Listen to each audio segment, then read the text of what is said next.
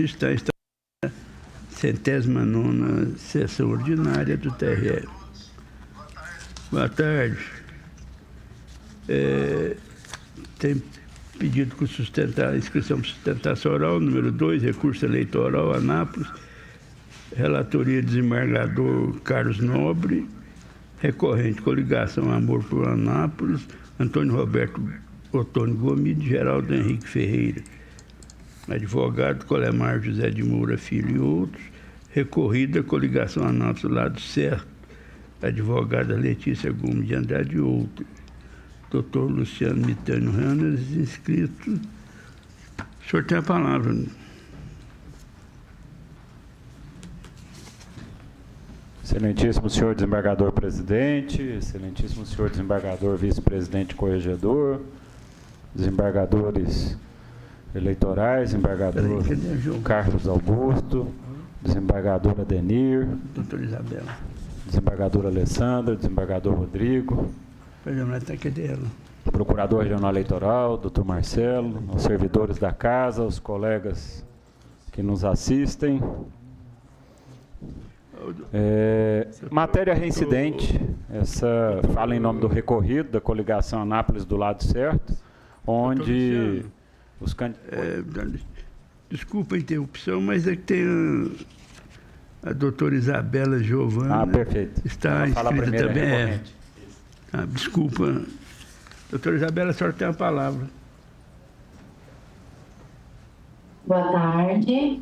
Eu gostaria de cumprimentar o relator destes autos e, na pessoa dele, estendo meus cumprimentos a todos os desembargadores deste tribunal. Também cumprimento os serventuários da Justiça, os colegas advogados, todos os que estão presentes e também o que nos assiste. Em apartada síntese, trata-se esses autos de uma representação por propaganda irregular, no qual o recorrido alega que os recorrentes teriam impulsionado um conteúdo negativo em desfavor do candidato da coligação recorrida, o senhor Márcio Correia. No entanto, o pedido liminar não foi concedido, entendendo o dom do magistrado de piso que não houve conteúdo negativo, mas tão somente questionamentos quanto à prestação de contas à população anapolina em relação ao tempo que o candidato Márcio Correia atuou como candidato ou como deputado federal. No entanto, na sentença exarada, o magistrado entendeu que houve sim um impulsionamento negativo e também entendeu pela legitimidade da coligação e do vice-prefeito para figurarem no polo passivo da demanda, entendendo que havia um prévio conhecimento e também benefícios. No entanto, aqui eu defendo que a sentença merece sua reforma em relação a 2 pontos. Primeiro, defendo a ilegitimidade passiva da coligação e também do vice-prefeito, porque o impulsionamento, assim como o recorrido defendeu em sua inicial, foi realizado tão somente nas redes sociais do segundo recorrente, do candidato Antônio Gomide. O artigo 29 da Resolução 23.610 prevê, em seu artigo, no seu parágrafo 2º, que a responsabilidade pela violação, pelo impulsionamento negativo, é de quem deu a causa. A responsabilidade é de quem fez o impulsionamento. Então, aqui não há que se falar que há uma responsabilidade solidária. Tanto é que o parágrafo 6º do mesmo dispositivo fala que a divulgação de informações obrigatórias no impulsionamento é do candidato ou da coligação. Então, ele dá aqui uma alternativa e não uma responsabilização conjunta. Então, defendo que a coligação e o candidato a vice-prefeito são partes legítimas para figurar no polo passivo, porque eles não contribuíram, eles não deram causa, também não tiveram prévio conhecimento da publicação. Tampouco o recorrido também não demonstrou em nenhum momento na inicial em que ponto os dois recorrentes teriam dado causa, se tinham ou não tráfico de conhecimento. O segundo ponto que aqui defendo é a ausência de propaganda negativa, visto que no vídeo que foi impulsionado pelo recorrente, pelo segundo recorrente, Antônio Gomide, o objetivo foi tão somente a promoção de sua candidatura. Isso porque é o que exige a legislação eleitoral, artigo 57C da Lei 9.504. Só que a legislação não veda que a propaganda tenha algum tom crítico, que critique pontos específicos da gestão, que foi aqui, defendo, o que o recorrente fez. Ele tão somente utilizou o seu direito de uma crítica política para trazer questionamentos ao candidato, ao recorrido, para uma prestação de contas à população anapolina, dos seus feitos enquanto deputado federal. Então, aqui não houve nenhuma intenção de prejudicar a imagem, a honra do candidato. Não há que se falar que isso, por si só, é uma propaganda negativa, que é o que aqui eu defendo. Então, ante a inexistência de impulsionamento de conteúdo negativo, é o que eu requero com a reforma da sentença. Muito obrigada. Muito obrigado, doutor. Doutor Luciano Mitânios.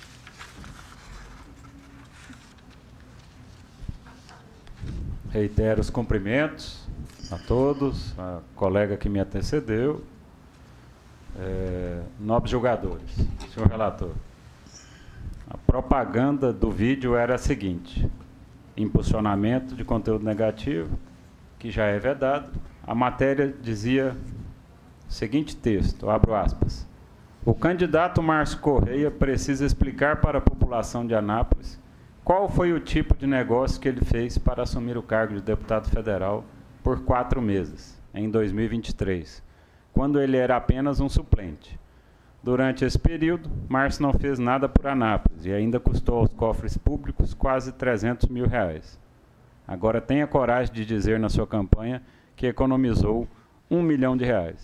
Aqui, senhor presidente, é um expresso modelo de propaganda negativa, onde o candidato não teve o cuidado nem de pedir voto, de dizer que ele era melhor e fazer uma crítica, mas um impulsionamento de propaganda negativa é uma matéria reiterada nesse tribunal, que já tem entendimento pacificado. Impulsionamento de propaganda negativa é proibido pela resolução.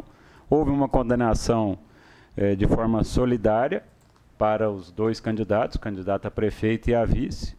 Venho aqui clamar pela improcedência do recurso e manutenção da sentença, tendo em vista que o texto, em nenhum momento, nem pedido de voto teve, apenas uma crítica de uma matéria vazia, que também foi discutida em sede de propaganda de TV. Então, neste caso especificamente, é de um posicionamento na rede social. Muito obrigado. Muito obrigado, doutor. O relator tem a palavra. Obrigado, presidente Ivo Fávaro. Meus cumprimentos. Cumprimentos ao eminente desembargador José Paganutti Júnior, que está conosco hoje. Satisfação, desembargador. Os eminentes colegas que nos acompanham, os que estão presentes na sessão, e o doutor Adenir, que está no online hoje. Saudações. Saudações à classe dos advogados, na pessoa da doutora Isabela Giovana de Oliveira Silva, também sustentante, doutor Luciano Tânios Rana, o eminente procurador regional eleitoral, doutor Marcelo Santiago Wolff, servidores da casa. Passo ao voto, senhor presidente.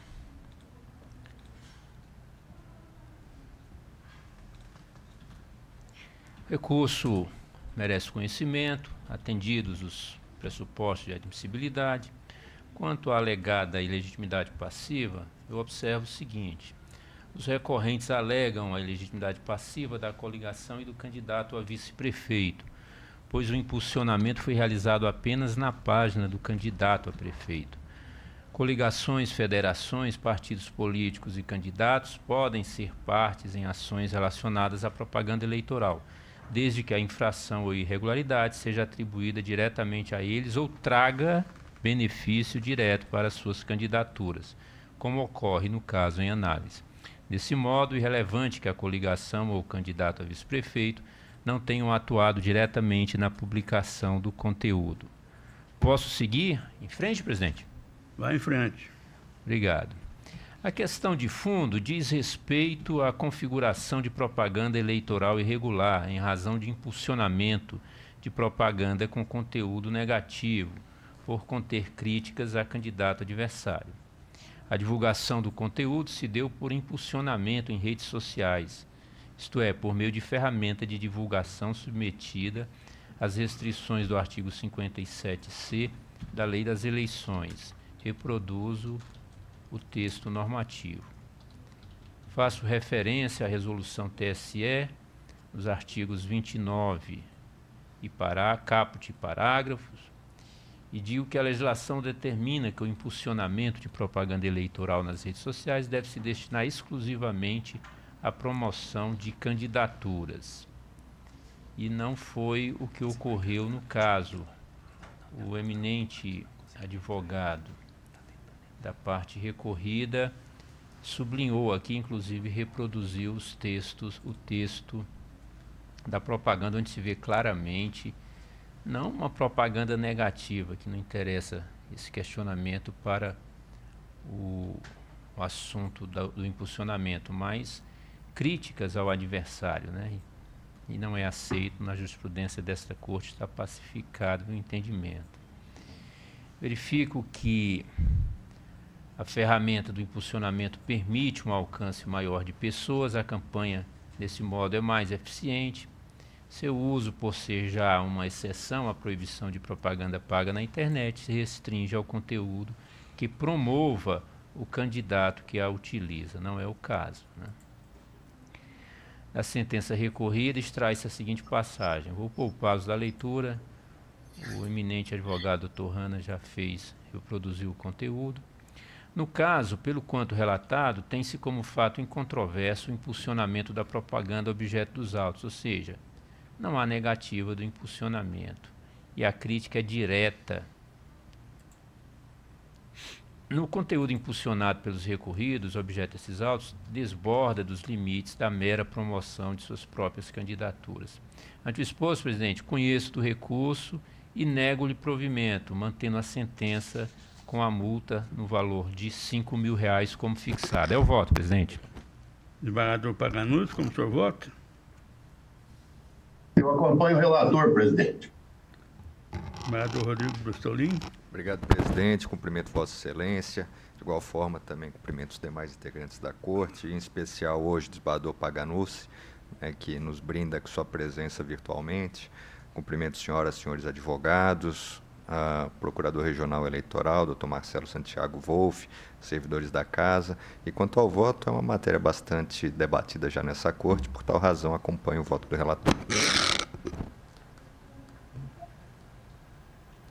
Desembargadora Ludmila Rocha não conseguiu acessar. Desembargador Denis Teixeira. Obrigado, presidente. Cumprimento Vossa Excelência e, de igual forma, os demais integrantes da Corte. Cumprimento ainda o digno Procurador Regional Eleitoral, a advocacia, os servidores da Casa e os que nos assistem, presidente. Com relação ao processo, eu acompanho o eminente relator. Obrigada, presidente. Cumprimento Vossa Excelência, em seu nome cumprimento todos os demais integrantes da Corte, cumprimento o novo Procurador Regional Eleitoral, doutor Marcelo, os advogados que nos assistem, em nome do doutor Luciano Hanna, que fez sustentação oral, e da doutora, que não me falha o nome agora, a doutora Isabela, né? Que também apresentou sua sustentação oral, e cumprimento os servidores da Casa. Quanto ao voto, eu acompanho o relator, presidente. Também voto com o relator. Conclusão, recurso conhecido, mas desprovido. Julgamento encerrado. O seguinte, recurso eleitoral de Goiânia, relatoria do desembargador Alessandra Gontijo, recorrente GSE Gama Sucos e Alimentos, advogado de Ouro Crossado, recorrente Sandra Mabel Antônio Escodro, advogado Vandir Alain de Oliveira e outro, recorrida a coligação todos por Goiânia, advogada Carla de Oliveira Rodrigues e outro, doutor Vandir, inscrito para sustentação oral. O senhor tem a palavra, doutor Vandir. Muito obrigado, excelências. A matéria aqui assim, diz respeito ao registro do site que traz o nome Sandro Mabel, que foi feito anteriormente ao processo eleitoral através da sua empresa, GSA Sucos e Alimentos. O domínio do nome do site, ele é algo que se faz via um registro público, chamado Registro BR, algo que custa em torno aí de R$80 por ano. Então, a própria resolução, quando ela traz a possibilidade de se aproveitar sites anteriormente, que o candidato detinha anteriormente, ela não faz a mesma distinção com relação ao custeio desse site como faz dentro do período eleitoral. Então, nesse sentido, de maneira muito simples, presidente, é que se pede que se considere a anterioridade do domínio do site para o senhor Sandro Mabel, aqui recorrente, a empresa GSA Alimentos, e nessa condição se afaste a multa aplicada. Agradecendo a atenção de suas excelências e a sustentação. Desembargador Alessandro Gontijo, senhor tem a palavra. Obrigada, presidente. Os recursos interpostos são próprios, tempestivos e preenchem os pressupostos de admissibilidade, devendo, portanto, serem conhecidos. A primeira, preliminar, inobservância do prazo para a propositura da ação. Defende a parte recorrente que houve inobservância do prazo para a propositura da representação eleitoral, considerando que a ação foi proposta menos de 48 horas do primeiro turno, o que comprometeria sua utilidade prática. Destaque, o artigo 60 da Resolução TSE 23610 de 2019 estabelece a limitação temporal da propaganda eleitoral, dispondo que a publicidade eleitoral somente pode ser veiculada durante o período legalmente autorizado, ou seja, desde o início da campanha eleitoral até a véspera da eleição. Todavia, essa alegação a respeito do prazo é totalmente infundada e sem resguardo na legislação eleitoral, razão pela qual deve ser rejeitada. A ausência de interesse processual. Entende primeiro recorrente pela ausência de interesse processual, já que o site questionado foi retirado do ar antes da citação, ocasionando assim a ausência de objeto e interesse processual. Ocorre que a alegação de que o site foi retirado do ar é irrelevante para determinar o interesse processual. O fato de um site ser retirado do ar não extingue o direito da parte prejudicada de buscar a reparação das alegadas infrações que tenham ocorrido durante o período eleitoral. O interesse processual permanece, pois a conduta anterior pode ter impactado o pleito de maneira negativa. Desse modo, afasta a preliminar levantada. Continua, presidente? Continua. Quanto ao mérito, a questão controvertida nos autos cinge-se a averiguar a infração do artigo 57C, parágrafo 1º, inciso 1 da Lei 9.504 de 97, já que os recorrentes entendem que a identificação do domínio da pessoa jurídica pertencente à GSA Gama Sucos e Alimentos Limitada, por corresponder ao nome do candidato sandromabel.com.br e existir antes do período eleitoral, não caracterizaria burla à legislação eleitoral. No caso em comento, os recorrentes reconhecem que o domínio sandromabel.com.br é gerido pela empresa GSA Gama Sucos e Alimentos Limitada, vinculada ao candidato, mas que as postagens de propaganda eleitoral realizadas não tiveram propósito de violar normas eleitorais. Explica que teria havido um simples erro contábil, que não atualizou a titularidade do mencionado domínio, frisando que o fato de estar em nome da empresa não implica na aplicação de recursos empresariais com fins eleitorais, pois não houve qualquer pagamento para impulsionamento. Pois bem, saliento que o fato da página da internet corresponder ao nome do candidato é um aspecto importante a ser considerado, mas não necessariamente afasta a infração prevista na legislação eleitoral. Aplica-se, no caso, o preceito estabelecido no artigo 57C, parágrafo 1º, inciso 1 da Lei 9.504 de 97, que assim dispõe.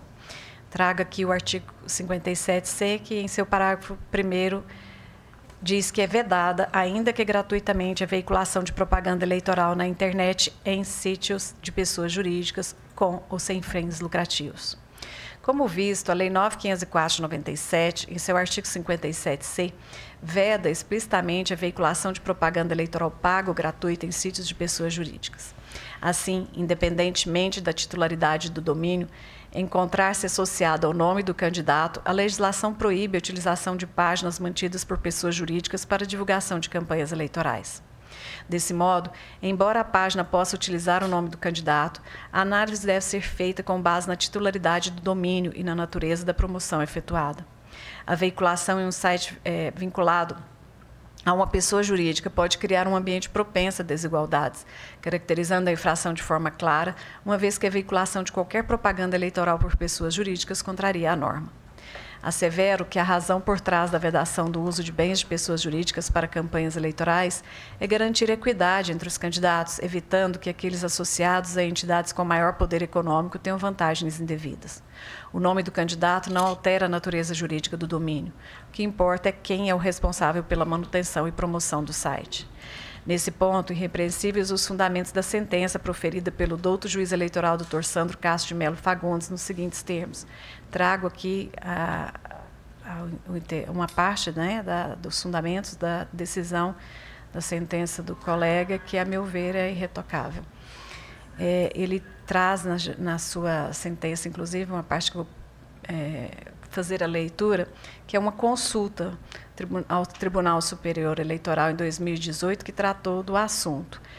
Trago aqui a consulta e, no seu item terceiro, fala que, segundo, né, parágrafo segundo, é permitido aos candidatos utilizar recursos próprios em suas campanhas eleitorais, inclusive bens estimáveis em dinheiros, conforme disciplinado pelo parágrafo 1º do artigo 27 da Resolução TSE 23.553 de 2017, desde que demonstrado que já integrava seu patrimônio em período anterior ao pedido de registro da respectiva candidatura, e que sejam tão somente administrados pela pessoa jurídica, não podendo integralizar seu capital social, sob pena de incidir-se na proibição decorrente da revogação do artigo 81 da Lei 9.504 de 97.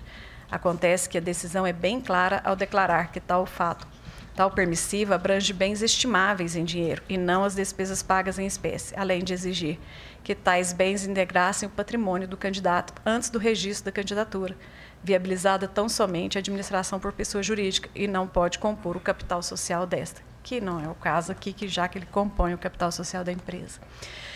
Consoante estabelecido no inciso 2 do artigo 373 do Código de Processo Civil, que ele traz aqui, incumbe ao réu provar a existência de fato impeditivo e continua.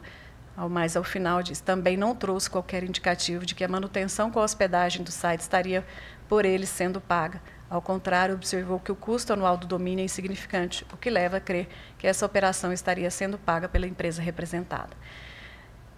Eu me abstenho do restante da leitura da sentença, que deixo à disposição de Vossas Excelências, me colocando à disposição para o que for necessário de esclarecimentos. Ainda que os recorrentes insistam na tese de que não houve violação do disposto no artigo 57C, parágrafo 1º, 1 da Lei 9.504 de 97, argumentando, como faz o TRE do Paraná, que a vedação se aplica apenas quando o endereço eletrônico utilizado pela internauta revela um sítio relacionado a uma pessoa jurídica e não a uma pessoa natural, mesmo que o registro do domínio esteja em nome de pessoa jurídica. Essa é uma jurisprudência que eles trazem como fundamento e argumento ao recurso. No entanto, eu entendo que a questão posta no artigo 57C, parágrafo 1º, inciso 1, é objetivo. Outro sim, considerando o caráter objetivo da norma, o candidato, sendo empresário, deveria ter tomado a devida cautela para evitar a confusão entre sua pessoa jurídica e a propaganda eleitoral. Nesse contexto, a jurisprudência tem se mostrado firme em afirmar que a titularidade jurídica do domínio e a veiculação da propaganda são fatores preponderantes para a configuração da infração. Então, em que pese ser a jurisprudência do TRE do Paraná, a jurisprudência do TSE é em sentido oposto, e trago aqui à disposição de Vossas Excelências esse julgado de relatoria do ministro Edson Fachin, que expõe o tema. Eu lerei apenas a parte do item 4, que se aplicaria aqui ao caso. As normas que proíbem a participação de pessoas jurídicas no processo eleitoral visam assegurar, sobretudo, a igualdade de oportunidade entre os candidatos que concorrem ao pleito eleitoral, seja impedindo o desequilíbrio da disputa por meio de recursos advindo dessas pessoas, seja obstando a realização de propaganda eleitoral em favor de determinadas candidaturas. Deve ser afastada qualquer interpretação permissiva de pessoas jurídicas empreenderem esforços em favor de pré-candidatos ou candidatos de qualquer espécie ou natureza, de modo direto ou indireto, sob o risco de se contemplar a inobservância de decisão proferida na DI 4650.6. Segundo a teoria da aparência, uma situação de fato que encobre situação jurídica formalmente verdadeira, contrária a ela, deve ser considerada para atrair as consequências legais decorrentes da realidade fática externada, incutida como verdadeira no ideário dos receptores dessa. No caso, a formalidade da baixa do CNPJ não tem o condão de afastar a irregularidade da publicidade eleitoral, porquanto a sua veiculação se vincula substancialmente à pessoa jurídica. Quando o balizamento do montante da multa combinada está fundamentado no acórdão recorrido, consupedâneo nas peculiaridades do caso. Não há que se falar em redução da quantia fixada por arguida contrariedade à desproporcionalidade. Em seguida, trago também jurisprudências dos regionais eleitorais, que vou me abster da leitura e deixo à disposição de vossas excelências. Desse modo, a sentença deve ser mantida em sua integralidade, pois o artigo 57C, parágrafo 1º da Lei 9.504 de 97, proíbe expressamente a veiculação de propaganda eleitoral em sítios de pessoas jurídicas, tendo em vista a proteção da igualdade de oportunidade entre candidatos. Ante o exposto, senhor presidente, acolhendo o parecer ministerial, conheço e nego o provimento aos recursos para manter em tota a sentença atacada, mantendo-se as multas combinadas. É como eu voto. Desembargador Carlos Nobre, como o senhor vota? Acompanho, presidente, o voto. Desembargador Paganucci? Com a relatora, presidente. Desembargador Rodrigo Bussolini? Também acompanho, presidente. Desembargador Ludmila Rocha? Com a relatora, presidente. Desembargador Denis Teixeira? Mesmo voto, presidente. Eu também voto com a relatora. Assumo acolhido parecer, conhecido e negado provimento ao recurso. 9, recurso eleitoral de Lusiânia, relatoria do desembargador Carlos Nobre, Dr. Vandir de Oliveira está inscrito para sustentação oral. Recorrente, coligação para Lusiânia seguir mudando. Recorrentes, Diego Vaz Sorgato, Télio Rodrigo de Queiroz. Advogado, Diogo Crozara, Dr. Vandir Alain. Recorrida, coligação Liberta Lusiânia, advogado Humberto Kremer Neto. O senhor tem a palavra, doutor Vandir. Muito obrigado, excelência. Eu peço autorização para compartilhar a tela, excelência. Pois não, doutor, fica à vontade. Aqui diz respeito a uma representação por propaganda com efeito outdoor. As imagens da suposta propaganda irregular são essas que eu apresento na tela aí agora. É um ônibus que estava cedido para a campanha e nas laterais desse ônibus constavam esses adesivos, né? Na parte traseira do ônibus constava um adesivo no tamanho citru e essas são as imagens que justificam a suposta irregularidade. O que era o ponto que eu gostaria de trazer para vossas excelências? Primeiro, nós estamos tratando de um bem particular, não de um bem público. E tão logo houve o deferimento da liminar determinando a retirada desses adesivos, ela foi cumprida e informada na defesa apresentada. Portanto, seguindo a lógica da propaganda eleitoral em bens particulares, com a retirada dos adesivos, ele indicia, portanto, a irregularidade. Mas não é só isso, excelências.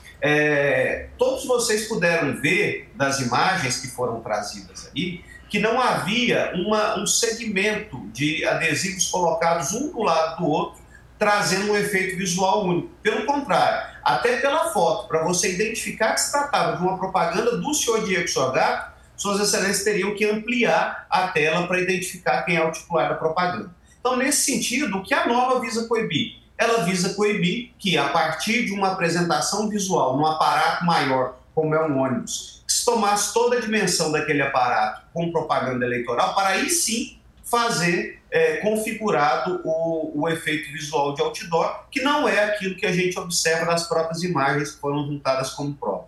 Então, nesse sentido, quer seja pelo efetivo cumprimento da retirada da propaganda, tão logo houve deferimento da liminar, quer seja pela ausência de justa posição, que o próprio léxico ele vai dizer que é a situação de adjacência ou de contiguidade de algo que nós não observamos nessas imagens, é que a multa deve ser afastada ou, no mínimo, deve ser reduzida, uma vez que ela foi aplicada no patamar de R$15.000, excelências, sem nenhum fundamento na sentença para exacerbar o limite mínimo que a norma impõe na resolução que trata da propaganda eleitoral. Então, por esses argumentos é que se requer, em primeiro lugar, o afastamento da multa pela ausência de efeito visual de outdoor ou que, caso suas excelências não entendam assim, que a multa seja reduzida ao patamar mínimo. Agradeço mais uma vez a atenção de suas excelências. O relator tem a palavra. Obrigado, presidente. Obrigado, doutor Vandi Alain.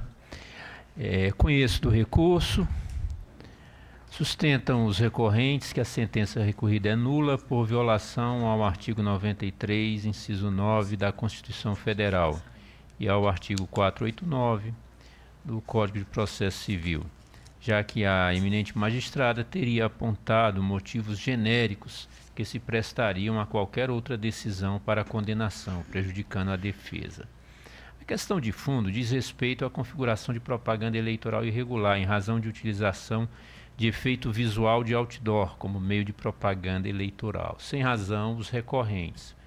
Ao contrário do que alegado, a sentença recorrida da lavra da eminente juíza Luciana Oliveira de Almeida Maia da Silveira apresentou fundamentos específicos e condizentes com a pretensão posta em juízo para a condenação, levando em consideração o caso concreto, conforme se infere, de trecho que passo a transcrever. Reproduzo o trecho.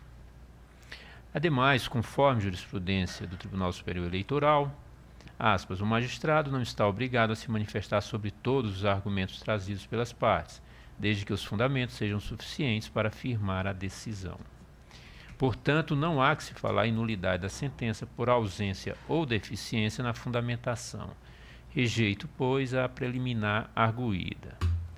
No mérito, na origem, a coligação Liberta Lusiânia, Federação PSDB, Cidadania, Podemos e Solidariedade, ajuizou representação por propaganda irregular, em desfavor dos recorrentes, em decorrência de circulação do ônibus 776074, pertencente à Aviação Rápida Lusiânia Transportes, com adesivos em tamanhos que excedem ao permitido, alusivos à campanha eleitoral dos recorrentes, na Avenida Lucena Roriz, Jardim Ingá, no município de Lusiânia. Em síntese, sustentam que os adesivos nitidamente superam meio metro quadrado e que surtem efeito visual de outdoor. Decisão liminar do juízo de origem determinou a imediata remoção da propaganda, cujo cumprimento foi comprovado. Após a instrução processual, sobreveio sentença reconhecendo o caráter ilícito da propaganda eleitoral e aplicando multa aos recorrentes no valor de R$15.000. Contudo, os recorrentes se insurgem contra os fundamentos da sentença e pretendem sua reforma. Para tanto, alegam que não restou comprovado que as propagandas eleitorais dispostas por meio de adesivos afixados no referido veículo excedem as medidas estipuladas pela norma, visto que não se fez prova de suas dimensões e que o espaçamento existente entre elas inibe o vedado efeito visual de outdoor. Sobre o ponto, eu reproduzo trechos da sentença recorrida. Não há, no caso, argumentos recursais suficientes para afastar a conclusão da sentença recorrida. Com efeito, restou incontroverso que as propagandas eleitorais combatidas foram dispostas em ônibus que circulou pelo município de Lusiânia, conforme se depreende das imagens abaixo colacionadas. Eu colaciono um print aqui que os eminentes colegas vão ter uma visualização melhor, né, do efeito visual outdoor, que nesse sentido entendeu o juízo recorrido. Aqui atrás também tem, mas aqui na lateral o efeito visual outdoor fica mais claro. O espaçamento é apenas de uma janela. A visão é única, você vê diversos adesivos, inclusive na parte superior também traz o número do candidato. Importa anotar que a legislação de regência permite a veiculação de propaganda eleitoral em veículos, nos termos do artigo 22 da Resolução TSE 23.610. Reproduzo. Todavia, o parágrafo 3º do mesmo texto, do mesmo artigo, dispõe que, aspas, é proibido colar propaganda eleitoral em veículos, exceto adesivos microperfurados, até a extensão total do para-brisa traseiro e em outras posições, adesivos que não excedam meio metro quadrado.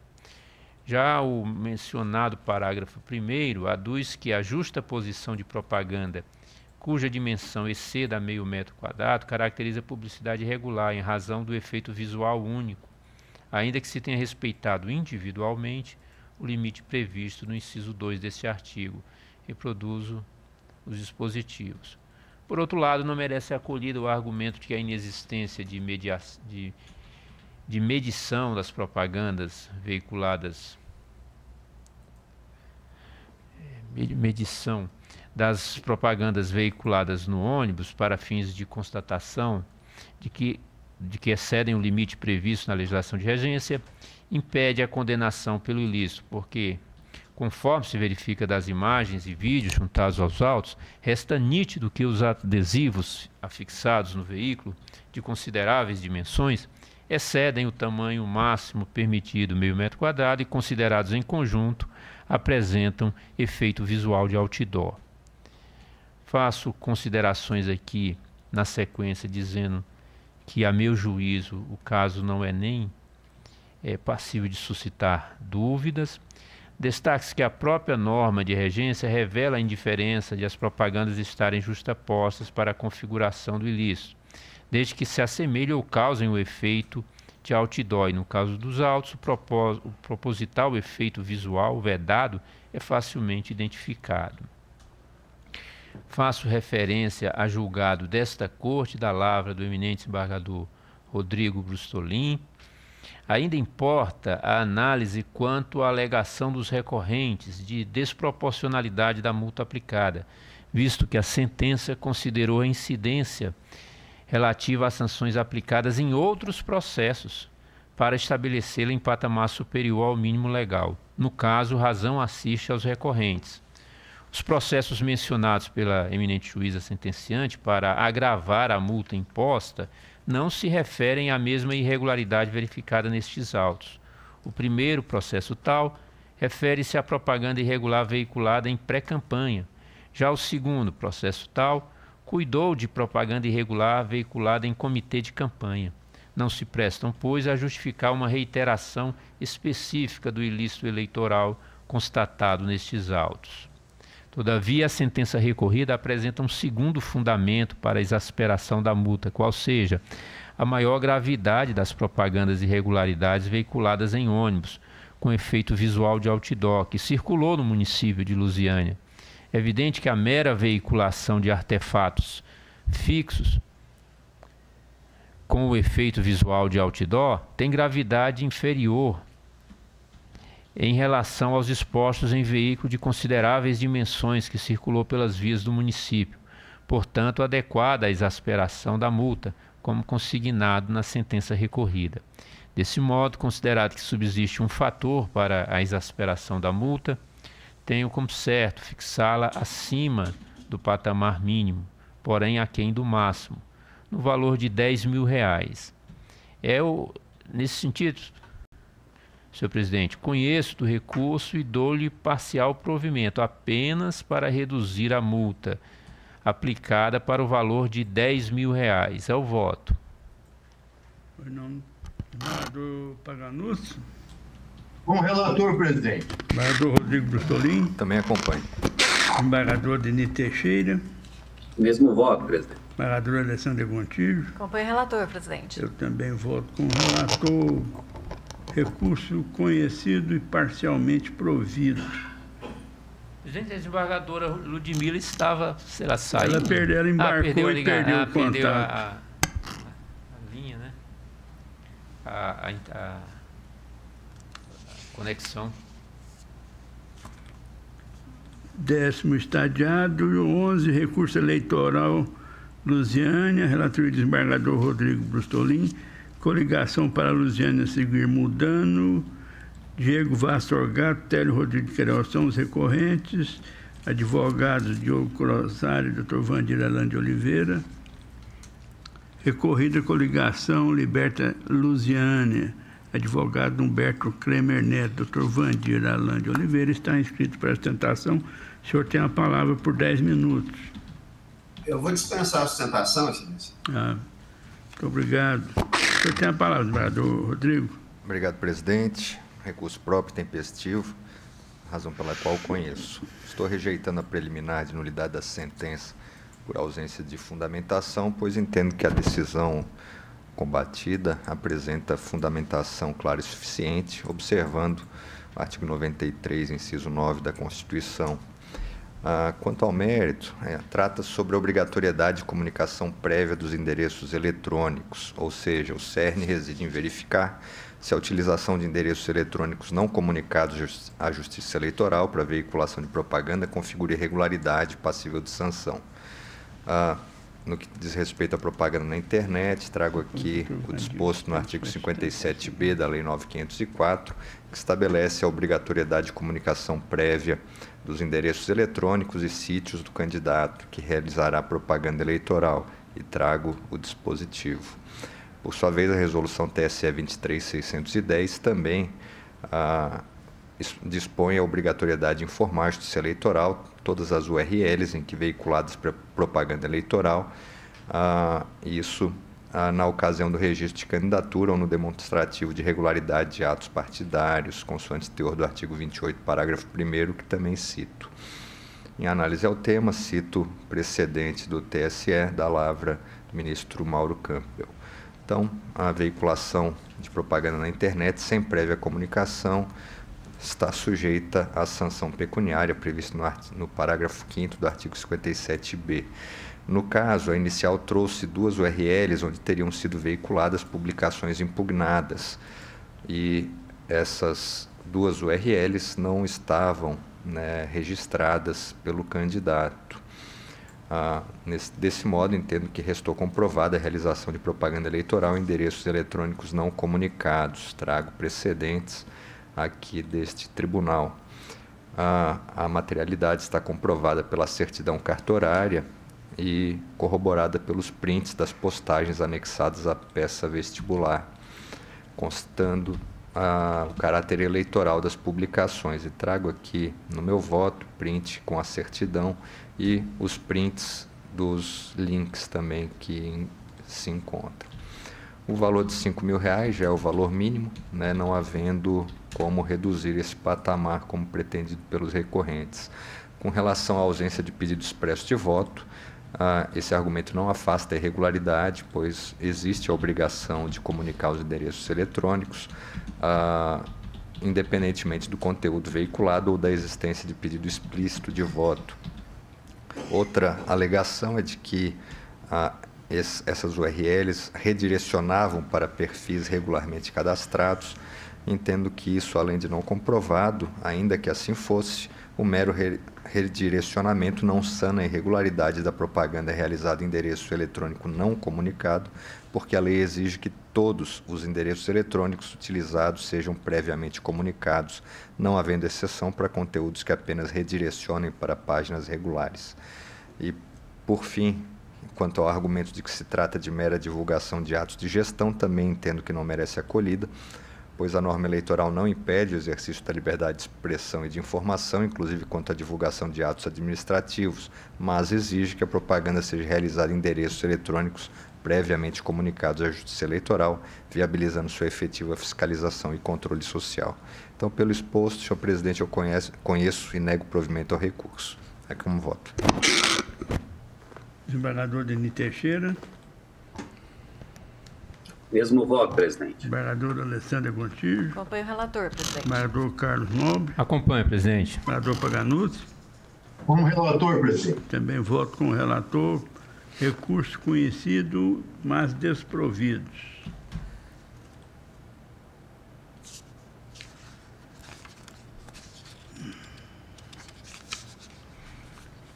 Recurso eleitoral de Goiânia, relatoria desembargador Carlos Nobre, recorrente coligação Goiânia acima de tudo, Frederico Gustavo Rodrigues da Cunha, advogados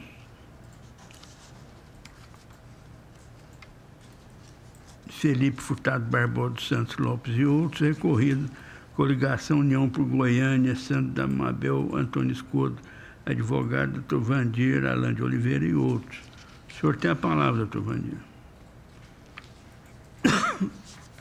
Presidente, eu vou dispensar também. Muito obrigado. O senhor tem a palavra, desembargador Carlos Nobre. Obrigado, presidente. Conheço o recurso. Inicialmente, cumpre analisar se houve perda superveniente do interesse recursal ante a manifestação do órgão ministerial nesse sentido. Embora o pleito no município de Goiânia já tenha se encerrado, o objeto dos autos envolve a regularidade ou não de propaganda eleitoral. Os recorrentes entendem que os recorridos não cumpriram as exigências da norma as normas de regência. A alegação que é caso confirmada enseja a aplicação de multa. Logo, não há falar em inexistência de interesse jurídico pelos recorrentes, e não obstante o término das eleições municipais. Persiste seu interesse em ver sancionados os representados pela alegada infringência. Afasto, portanto, a alegação de perda superveniente do objeto recursal.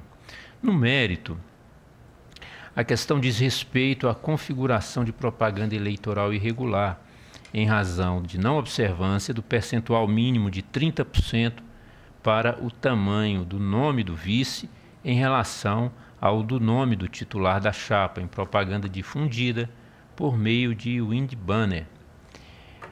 Foram trazidas aos autos algumas imagens e medições da propaganda impugnada. Destaca os nomes do candidato para fins de análise através da imagem constante do ID tal. Sobre o tema, estabelece a resolução TSE 23610. Reproduzo o artigo 12. Da norma, vemos duas exigências. Uma que diz respeito à clareza e legibilidade, outra de natureza objetiva, caracterizada por tamanho não inferior a 30% em relação ao nome do titular. Nos autos, não houve controvérsia quanto ao primeiro requisito de clareza e legibilidade, que pela imagem se vê plenamente observado. A controvérsia reside apenas e tão somente quanto à exigência de tamanho mínimo na apresentação do nome da candidata a vice. A norma não estipula a forma de aferição. Não se exige que haja perícia ou apuração que demande maior complexidade. Daí porque, ao contrário do que é argumentado em sede de contrarrazões, a medição simples por instrumento comum, como a régua ou até mesmo a olho nu, pelas regras de experiência, é suficiente para a aferição da observância ou inobservância da regra esculpida no artigo 12 da citada resolução. Da imagem aqui colacionada, por medição com régua, o nome da candidata a vice, Coronel Araújo, ostenta um tamanho que corresponde a um percentual de 26,6% do tamanho utilizado para o nome do candidato titular, Mabel. E Mabel tem altura, o nome Mabel tem altura de 1,5 centímetro, enquanto Coronel Cláudia tem altura de 4 centímetros, considerando-se como parâmetro as maiores letras de ambos os nomes. Concluiu o magistrado que houve realmente violação à regra quanto ao tamanho da primeira letra do nome do candidato, que restou consignada em letra maiúscula, enquanto as demais em minúsculas. Entendeu não haver medição em relação às demais letras, e que a medição isolada não se prestaria a comprovar a infração. Apesar de descumprido o percentual exigido na lei, relevou-se a irregularidade, deixando assim de observar que há na norma vigente a estipulação de percentual mínimo, o qual deve ser atendido. Não basta que o nome seja legível e claro, ele tem de ostentar o tamanho mínimo imposto por lei, também previsto em resolução. Note-se que, proporcionalmente, aí eu faço considerações sobre as medições das letras, dos nomes. O nome da vice, por seu turno, foi grafado em caixa alta. Isso significa que a letra inicial não vem em destaque, maiúscula, mas no mesmo tamanho que as demais letras do nome. Daí porque, para estabelecer a proporção, há que se proceder à medição entre as maiores letras existentes em cada nome. Na verdade, aqui eu estou me guiando sempre nessa matéria, e nós já temos precedente, que a gente deve atentar para a área ocupada pelos nomes, né? Porque pode atender a um quesito de altura e deixar de observar de comprimento. Aqui, no caso, os dois não foram observados. A medição da letra alcança, faço aí a observação, meros 26,6% do tamanho destinado ao titular da chapa majoritária. Também em relação ao comprimento se observa a medida menor. Enfim, tomando-se como tamanho do nome a área por ele ocupada, o nome da candidata a vice não alcança 30% do nome do titular da chapa. Descumprido o percentual incerto na norma, tem-se por irregular propaganda eleitoral vista nos autos. Reproduzo julgados na sequência. Assevera o recorrido não haver multa para o caso. Não é esta a dicção do parágrafo 3º do artigo 36 da Lei das Eleições. A jurisprudência igualmente valida a multa ao caso em questão. Busco apoio jurisprudencial para essa conclusão. No caso, comprovou-se que a propaganda objeto dos autos exibiu o nome da candidata a vice em tamanho inferior ao estabelecido pela norma, evidenciando seu descumprimento e atraindo, por consequência, a sanção de multa. Considerando que foram atendidos os critérios de clareza e legibilidade, e ainda que não houve discrepância exagerada nos tamanhos utilizados em relação ao parâmetro legal, entendo justa a aplicação de sanção individual aos recorridos em seu patamar mínimo.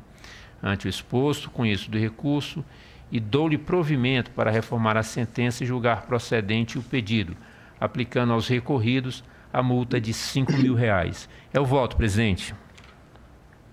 Senador Paganus. Com o relator, presidente. Senador Rodrigo Brustolin. Também acompanho. Senador Teixeira. Mesmo voto, presidente. Senador Alessandra Gontijo. Acompanho o relator, presidente. Também voto com o relator.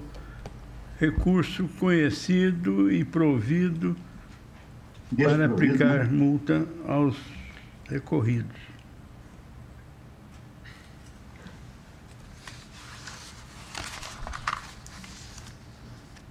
Recurso eleitoral de Planaltina, relatoria desembargador Rodrigo Brustolin, recorrente coligação Planaltina, seguindo em frente, advogado Vandir Alan de Oliveira. Terceiro interessado, Amazônia Interturismo Limitada, Dr. Thales Eduardo Cunha de Oliveira, está inscrito para sustentar. O senhor tem a palavra, Dr. Thales. Obrigado, senhor presidente. Cumprimento Vossa Excelência. Cumprimento todos os demais embargadores deste tribunal, na pessoa do eminente relator, embargador Rodrigo Brustolin. Devo dizer que é realmente um prazer retornar à tribuna desse tribunal para sustentar perante Vossas Excelências e trago um caso que ele é interessante. Trata-se de um recurso contra uma sentença de primeiro grau que extinguiu uma ação de produção antecipada do próprio. O contexto fático revela que no município de Planaltina, uma determinada empresa chamada Amazônia Inter, em conluio com um candidato dessas eleições de 2024, que acabou sendo derrotado nas urnas, eles criaram em conjunto uma central de produção e envio de massa de desinformação e fake news. Indícios demonstram que houve, inclusive, financiamento dessa central de fake news com recursos públicos oriundos do FEFEC.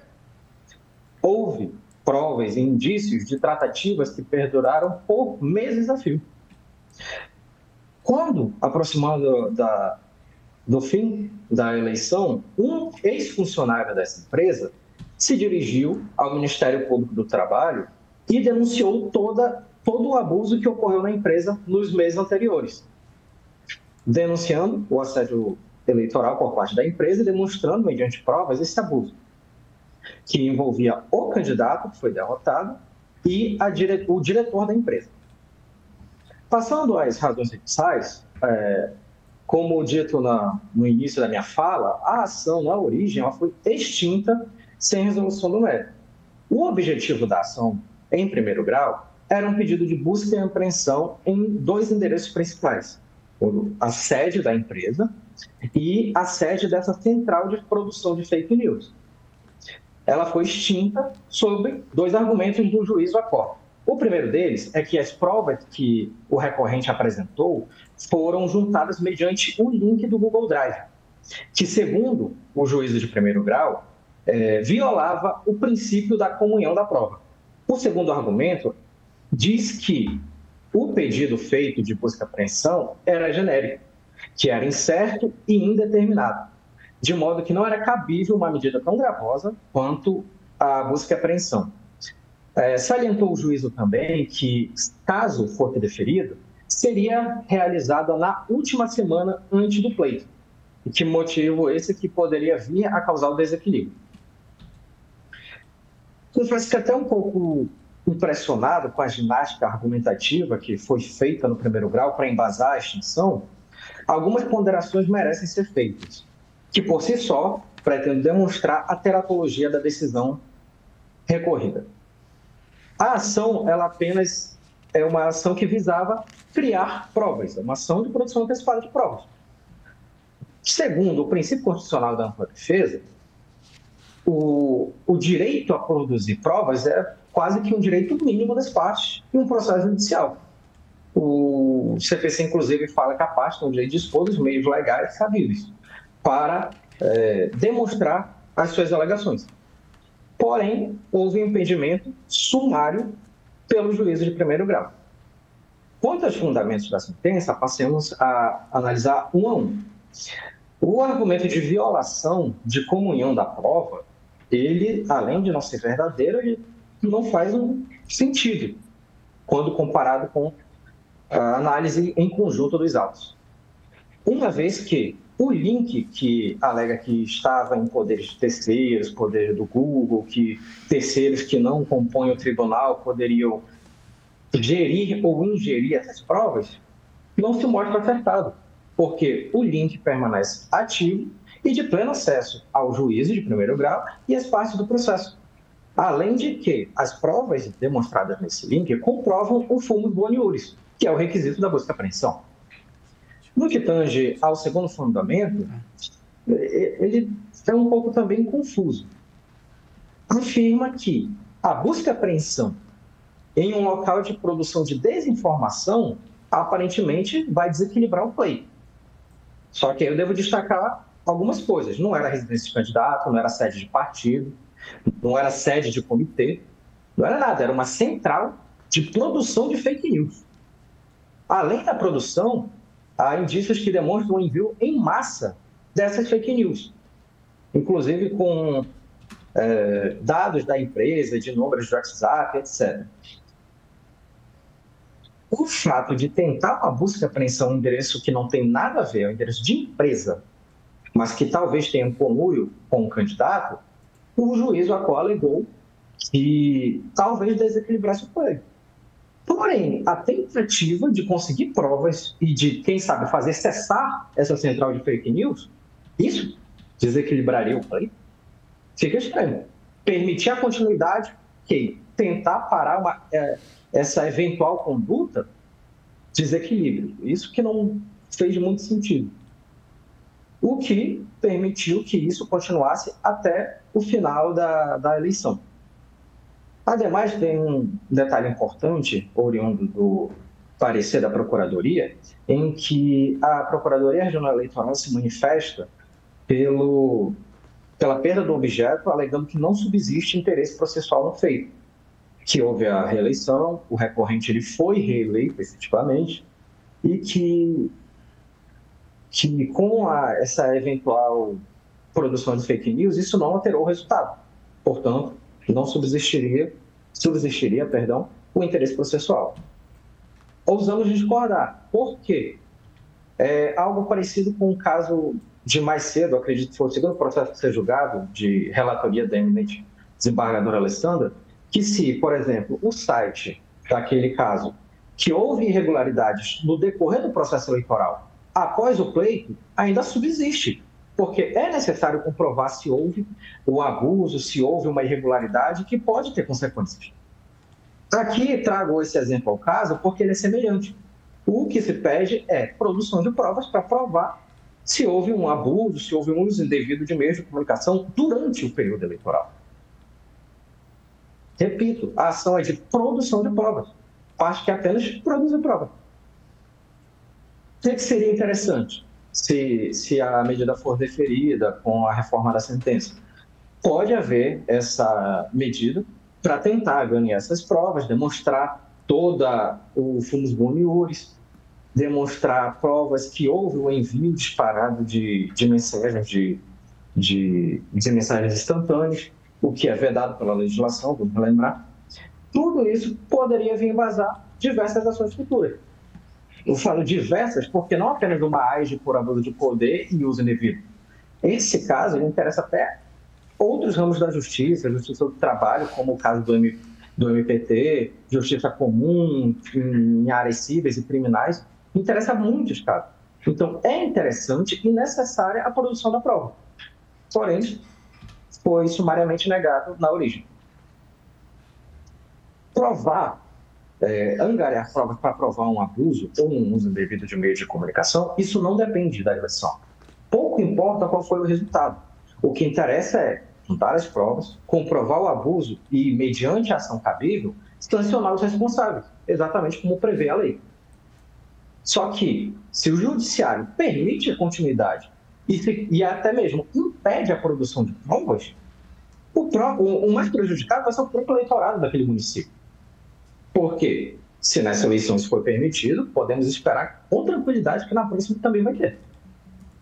Então, assim, com base nesses argumentos, a defesa pede que seja conhecido e proibido o recurso, anulando a sentença de primeiro grau, determinando o prosseguimento do feito, com a produção da prova, permitindo ao recorrente a criação de provas para subsidiar uma eventual ação de investigação judicial, por exemplo. Eu agradeço a atenção de todos, eu devolvo a palavra. O relator tem a palavra. Obrigado, presidente. Inicialmente analiso a preliminar trazida pela Procuradoria Regional Eleitoral, né, de perda do objeto do recurso em razão da eleição, né, do recorrente.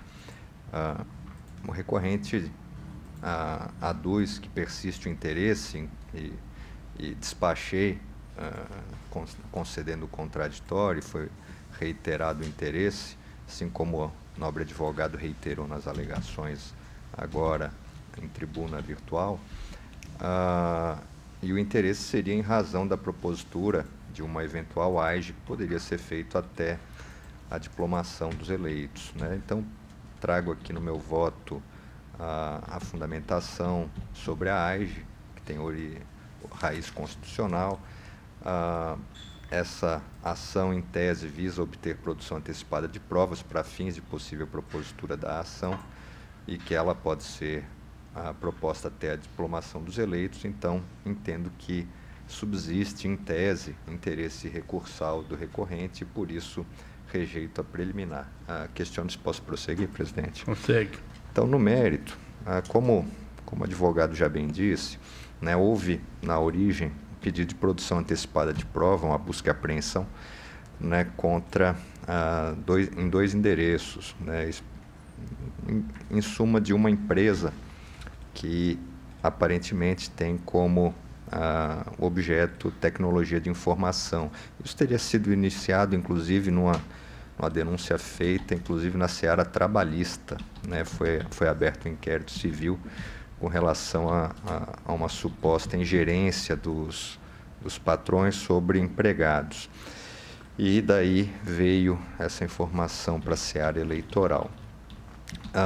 Já no início, eu entendo apenas que a sentença ela deve ter a reforma quanto ao fundamento da extinção, né? Houve a extinção sem resolução do mérito, após a análise da liminar, sob fundamento de clara confusão, pois no teor da petição inicial é indicado certos representados, mas na autuação do PJE não há informação sobre o polo passivo da demanda. Entendo que isso, por si só, não é suficiente para ensejar a extinção do processo.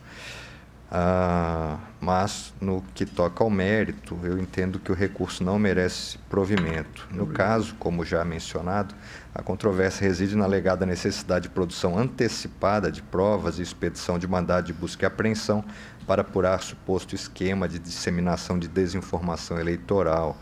Essa ação constitui uma medida autônoma prevista no artigo 381 do Código de Processo Civil, não se limitando apenas a resguardar o direito à prova diante da urgência de sua produção, mas também servindo para a obtenção de elementos probatórios que possam aferir a viabilidade do ajuizamento de uma demanda principal. Trago aqui doutrina. Eu vou pedir vênia, trago aqui a fundamentação da sentença, mas faço questão de ler aqui apenas alguns trechos que entendo que são importantes. Com relação ao mandado de busca e apreensão pelo juízo sentenciante, ele deve ser certo e determinado, não sendo lícito que seja expedida a ordem genérica para que seja apreendido qualquer documento ou objeto no endereço indicado, sobretudo acesso aos aparelhos eletrônicos. Soma-se a isso que a impugnação é sobre conteúdo midiático que vem sendo divulgado para supostamente desequilibrar o pleito. Portanto, um dos objetivos do requerente é encontrar algo que foi divulgado a toda a população para interferir no pleito. Assim, não há razão para a expedição do mandado para encontrar algo que já foi divulgado publicamente.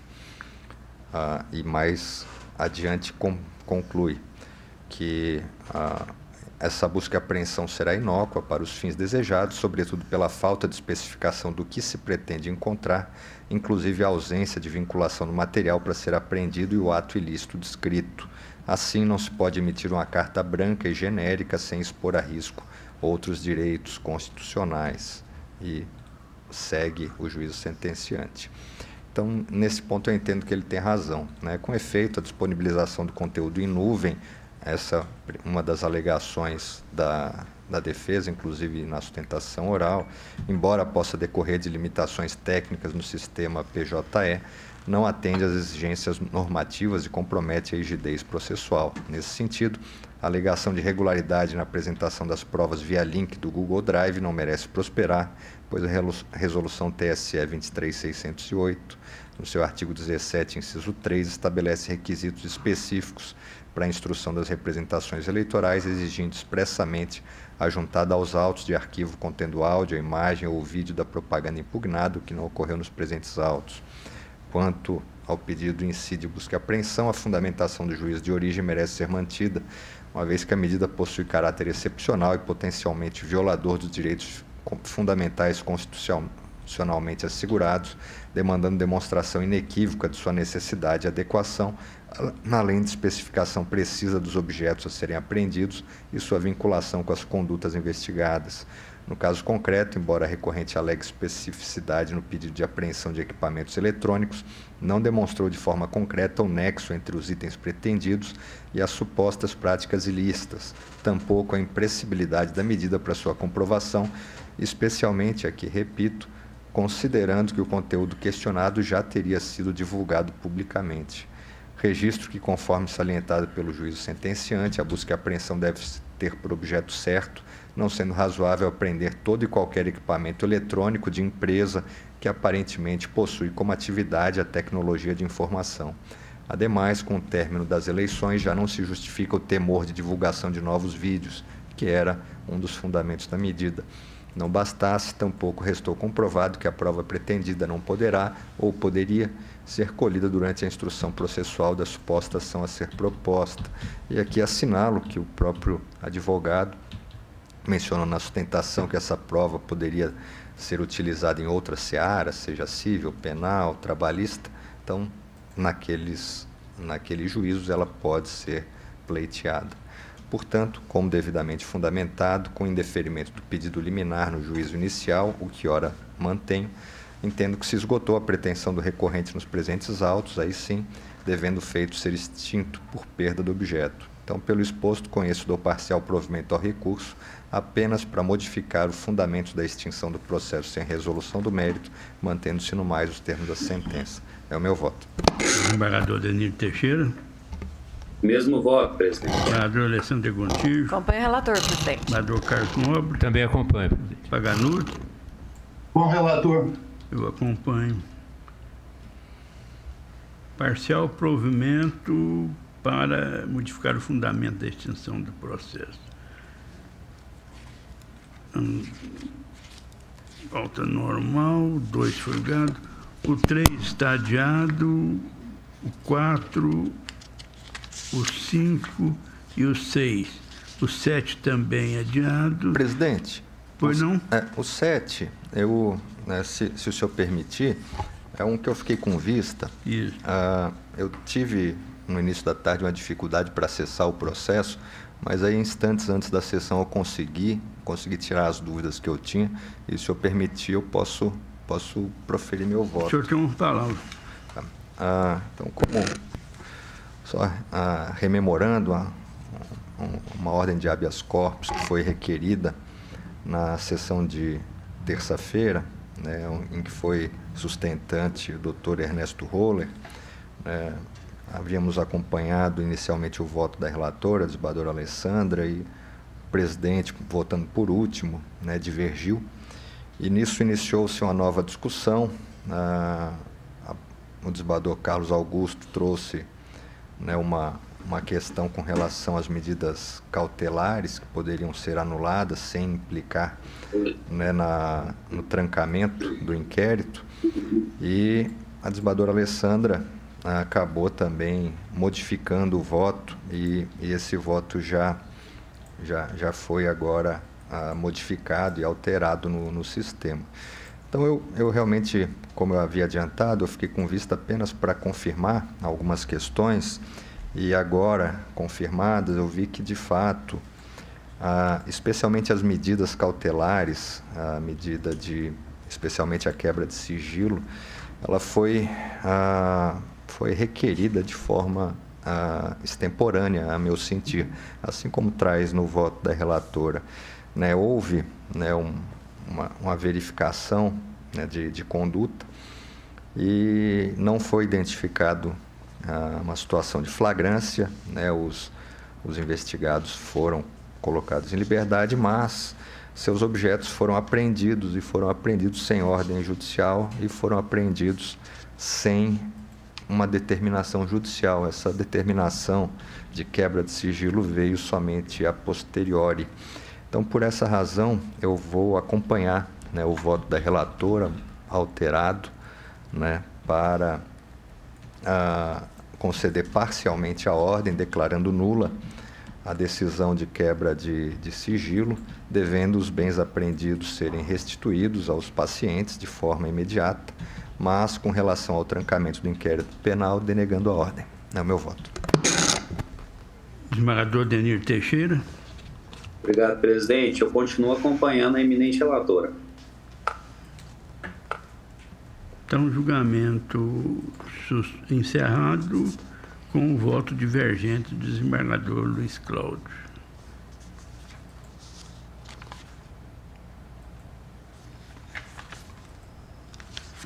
Adiado, 11 já foi julgado, 12 é um recurso eleitoral de Lusiânia, relatoria do desembargador Rodrigo Brostolini, recorrente Antônio Costa Nascimento, advogados Cleiton Rodrigo Gomes e outros, recorrido Herbert Francisco Pova, advogado Amanda Meirelles de Andrade e outros, recorrido Partido Liberal de Lusiânia, advogada Amanda Meirelles de Andrade e outros. O senhor tem a palavra, desembargador. Presidente, se o senhor me permitir, eu poderia julgar de forma simultânea o 12 e o 13. A matéria é muito semelhante. Com os agradecimentos do colegiado. Bom, eu faria de forma simultânea, inclusive, com relação ao item 11, que já foi julgado, né? Todos eles tratam, né, de propaganda sem a identificação da rede social, né? O de número 11 já foi julgado, era do recorrente Diego Vaz Sorgato, o item 12 da pauta Antônio Costa do Nascimento, o item 13 da pauta Francisco Bandeira de Oliveira. Com relação ao que está diferente daquilo que já foi julgado, né, no item 12 há uma preliminar de perda superveniente do objeto pela remoção do conteúdo irregular. Essa preliminar estou afastando, pois a remoção não afasta a possibilidade de multa. Com relação à preliminar de inépcia da inicial, entendo, né, que os documentos que instruem a inicial, contendo especialmente a indicação da URL, é suficiente para demonstrar a existência de perfil não comunicado à Justiça Eleitoral. Né, no recurso número 13 não há preliminares arguídas. Então, só pergunto se posso prosseguir no mérito. Pode. Bom, no mérito é a mesma situação já enfrentada no item 11, né, foram feitas propagandas com cunho eleitoral em sites não comunicados previamente à Justiça Eleitoral. No primeiro recurso há uma alegação de inexistência de provas, né, essa questão já foi analisada, houve sim a comprovação de provas, seja através da indicação das URLs, foi feita certidão do cartório, né, atestando a divulgação em perfil não previamente informado à Justiça Eleitoral. Também possuem pedido subsidiário de redução da multa e já afastei naquele outro recurso, por se tratar de R$5.000 a quantia mínima, e, por fim, a alegação de regularização das redes sociais antes da intimação também não afasta a possibilidade de multa. Outra alegação eles entendem que a interpretação de que a lei exige uma prévia comunicação apenas de endereço eletrônico, e no voto eu afasto, dizendo que a resolução traz expressamente a necessidade, aliás, de indicação de toda e qualquer rede social que traga conteúdo eleitoral, não apenas endereço eletrônico. Então, por essas razões, nos dois processos, meu voto é para negar provimento aos recursos e manter a sentença que aplicou a multa de R$5.000. Tem divergência, colegiado? Recurso conhecido e desprovido. Isso, 12 e o 13.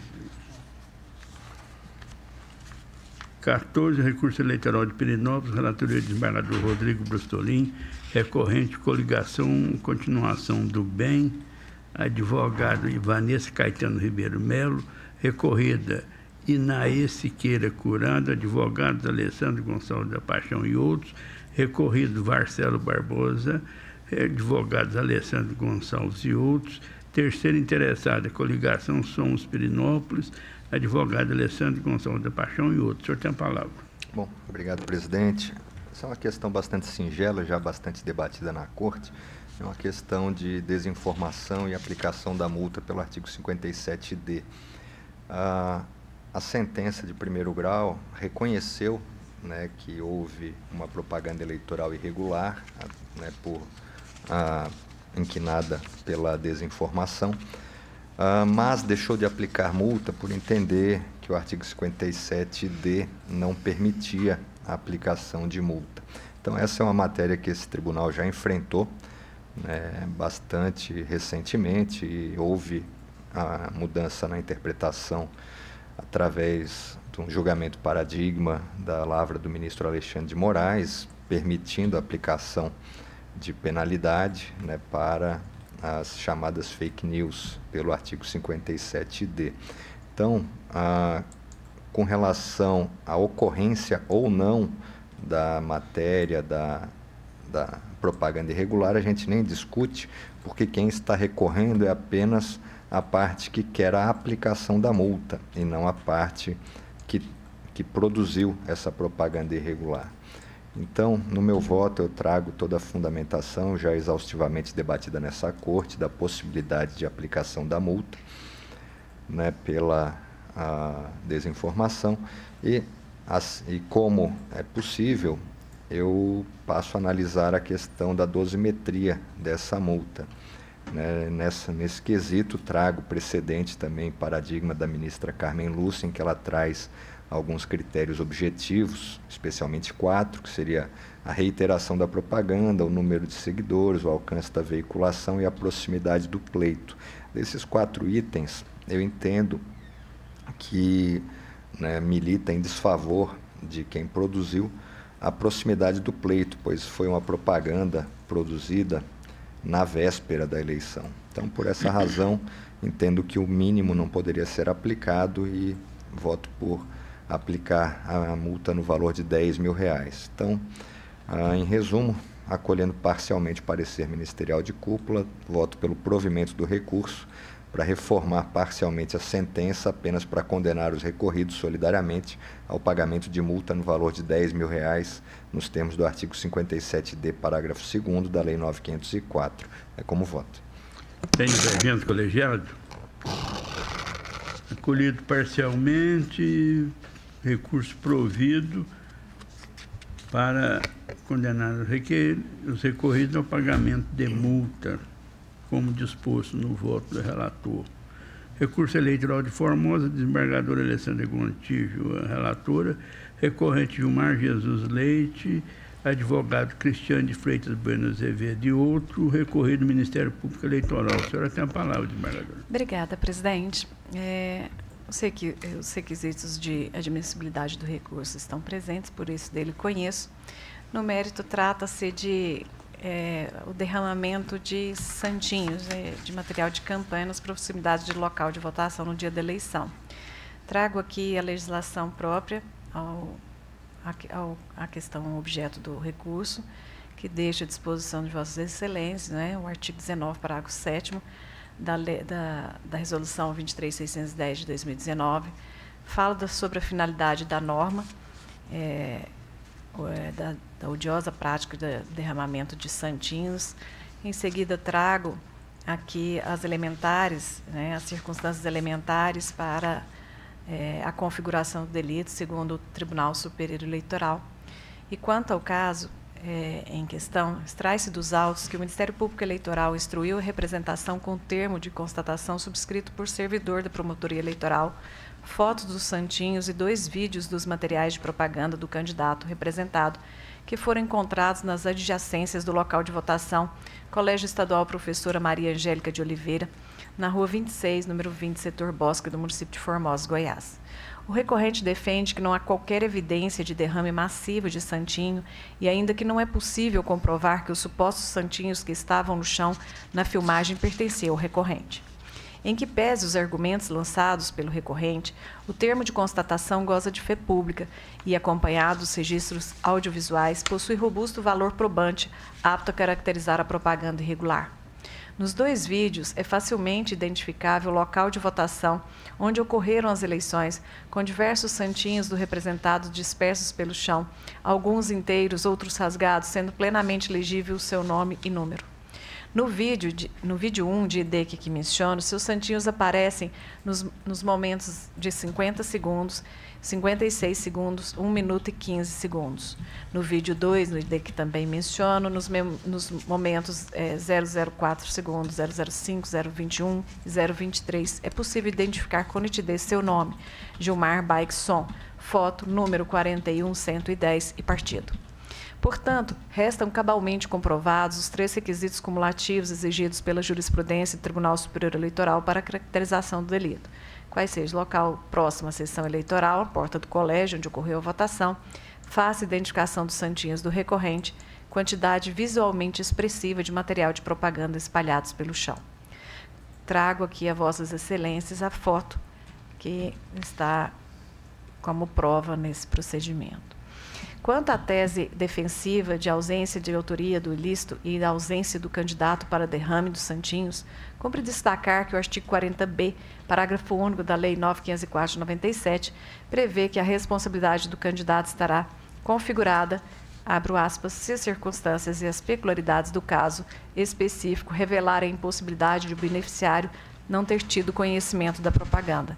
Fecho aspas. Trago aqui à disposição de Vossas Excelências o interior do artigo 40b em seu parágrafo único.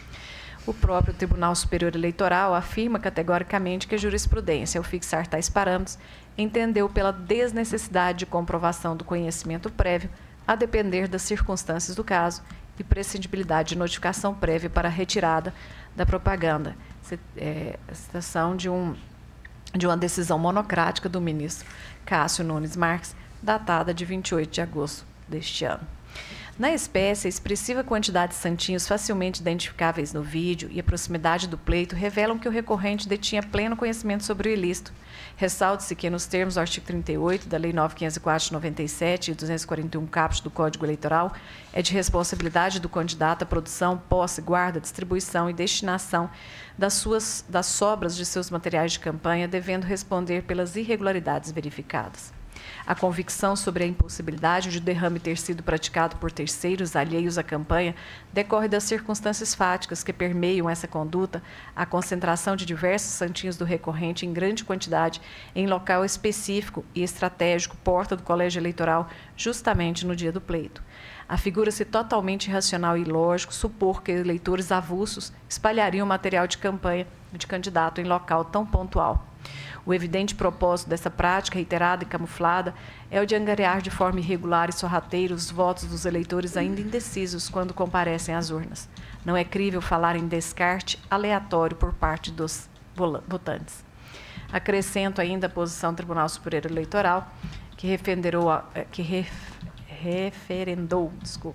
acórdão desta Corte Eleitoral Goiana, na qual restou assentado que não prospera a alegação de inocorrência de irregularidade em razão da falta de anuência dos recorrentes com a conduta irregular, pois, assim como decidido monocraticamente, as circunstâncias fáticas demonstradas levam à conclusão de que não seria crível que os representados não tivessem conhecimento acerca da infração, uma vez que a abundância de panfletos dispersados somente poderia ocorrer em regra por parte de pessoas que detinham significativo estoque de tal material de campanha.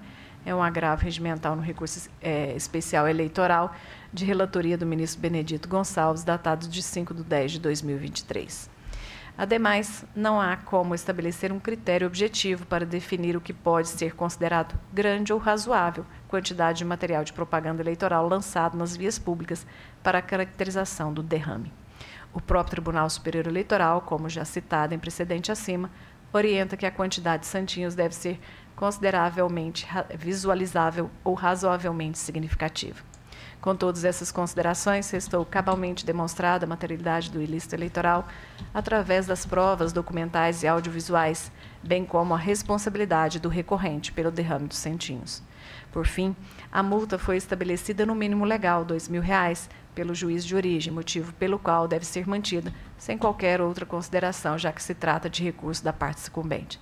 Ante exposto, senhor presidente, acompanho o parecer da Procuradoria Regional Eleitoral, conheço e nego o provimento ao recurso eleitoral interposto para manter inalterada a sentença que julgou procedente o pedido de representação e condenou o representado ao pagamento de multa no valor de R$ 2.000. É como voto, senhor presidente. Tem divergência do colegiado? Não. Parecer acolhido, recurso conhecido, mas desprovido. É o resultado. 17, conflito de jurisdição de Goiânia, minha relatoria, suscitante juiz da primeira zona eleitoral de Goiânia, suscitado juiz da 146ª zona eleitoral de Goiânia.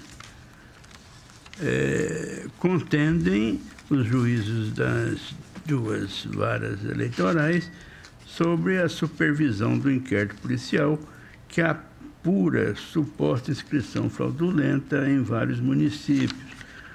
Goiânia, Aparecida de Goiânia, Anápolis, totalizando 10 inscrições. A Procuradoria Regional Eleitoral opinou pelo conhecimento do conflito negativo e que se declare competente o juiz da 133ª Zona Eleitoral de Goiás. O artigo 99 da Resolução 23.659 estabelece que a competência para a apuração do ilícito penal que decorra das duplicidades, pluralidades, incoincidências e inconsistências é do juiz eleitoral da zona que estiver vinculada à inscrição mais recente. No caso, a mais recente foi feita no dia 9/5/19, na 133ª. Portanto, é o competente para todas as supervisão do inquérito. Acolhido o parecer da Procuradoria Regional Eleitoral, de ofício, firma a competência do juízo da 133ª Zona Eleitoral de Goiânia, nos termos do artigo 99 da Resolução 23.659. É assim que voto. Há divergência? Acolhido o parecer, estabelecida a competência do juízo da 133ª para a presidência dos inquéritos.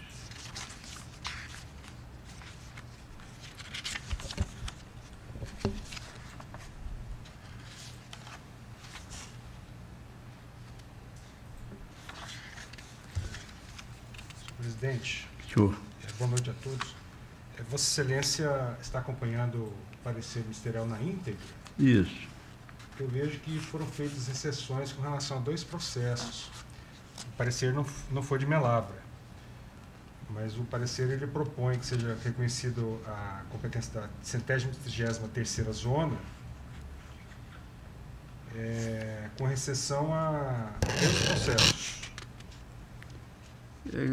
Os 2 que estão com processo concluído para a sentença. Da primeira e da Isso. Obrigado por Está feita a exceção aí. É que esses 2 já estão conclusa a instrução.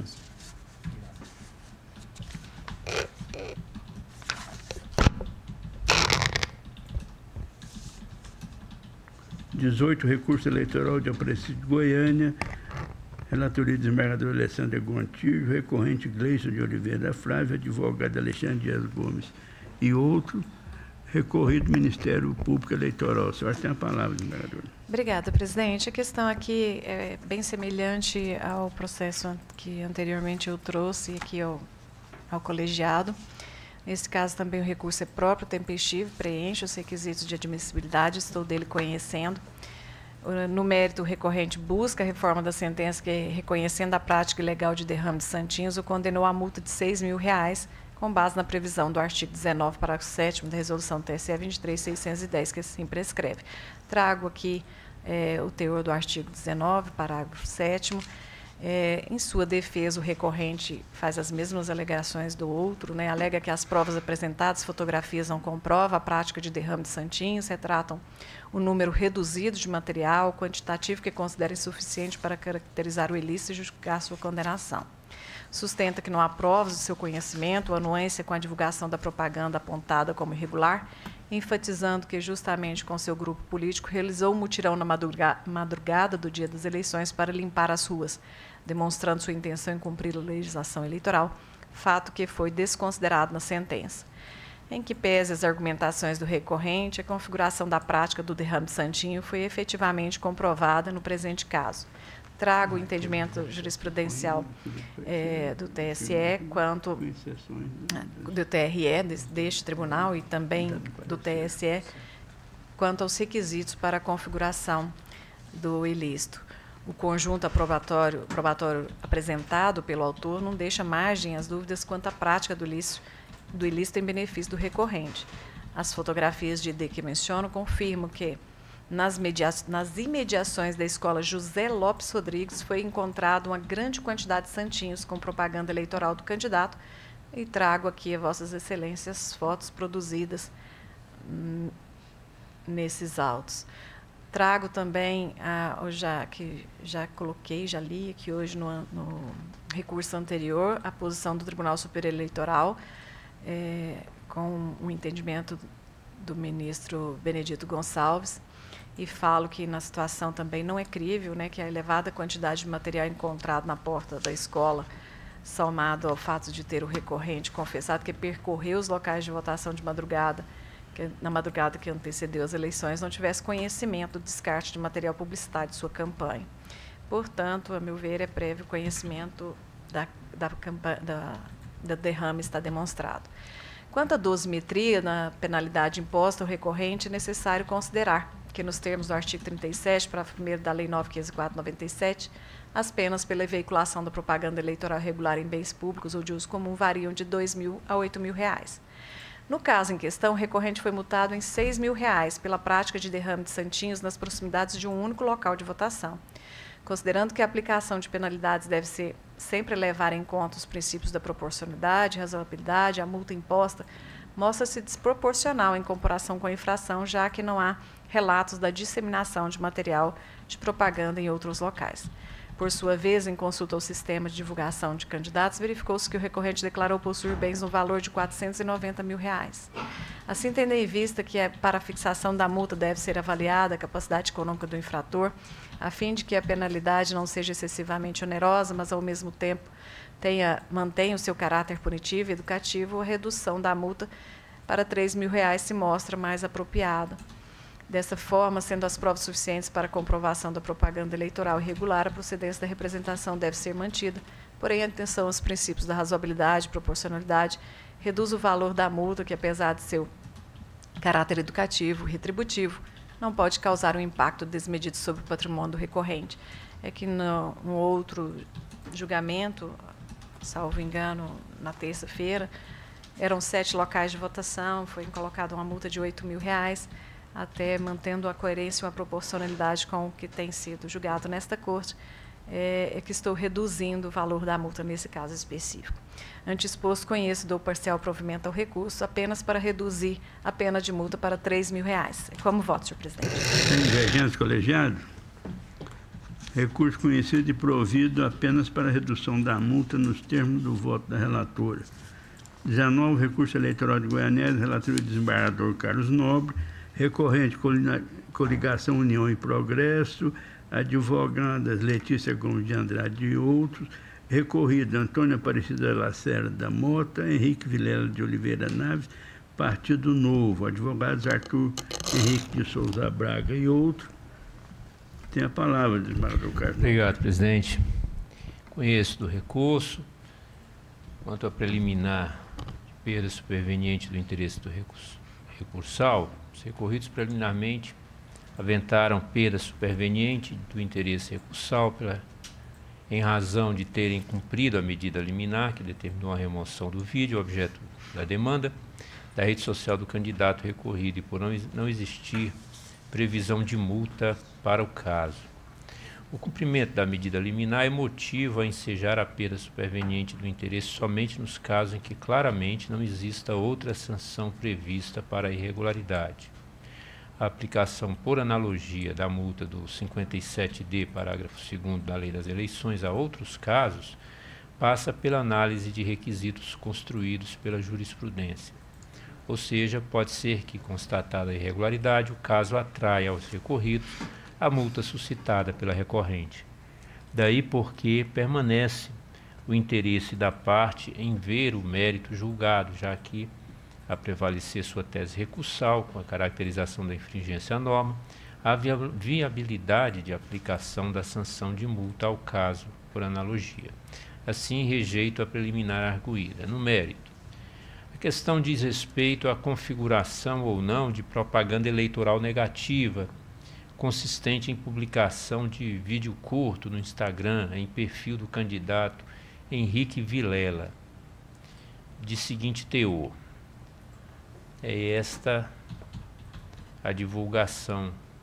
Vivemos em um país que infelizmente foi moldado em uma cultura onde a corrupção escreveu a nossa história.